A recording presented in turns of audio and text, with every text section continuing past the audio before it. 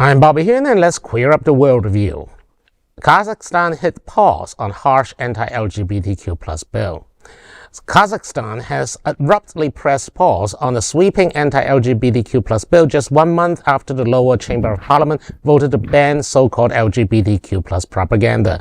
The legislation, modeled on Russia's notorious restrictions, threatened the fines and even jail time of anyone accused of sharing pro-LGBTQ messages online or in the media. Supporters framed the bill as a child protection measure. President Kassym-Jomart Tokayev had pushed hard for the measure in the name of traditional values. The education minister told lawmakers, quote, "Children and teenagers are exposed to information online every day that can negatively impact their ideas about family, morality, and the future," end quote. Deputy Irina Smirnova went further, warning that books that promote queer relations and cartoons, magazines, and comics where this is promoted. But last week, the Kazakh Senate unexpectedly tabled the proposal, announcing that consideration of the bill has been postponed to later dates, citing the extensive legal changes involved and the need for special consideration. Though homosexuality is legal in Kazakhstan, queer people remain unprotected by anti-discrimination laws in socially conservative nation.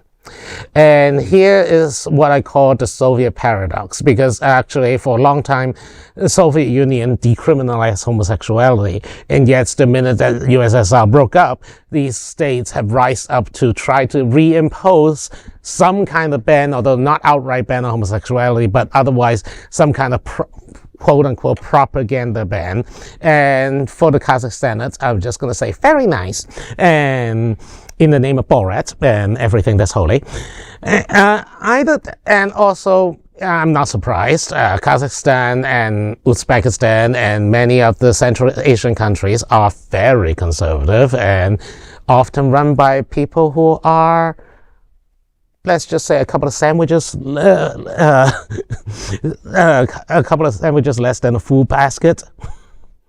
I always am a little gentler on former Soviet nations than you are, Bobby, but this was very concerning, of course, to see what was going on. Like, why are you trying to target queer people? Like, what do you think is propaganda about a story about, like, two mommies? Like, how is that propaganda? And also, can we just talk about, like, they were trying to say, oh, kids and teenagers are going to be exposed online. They're already online.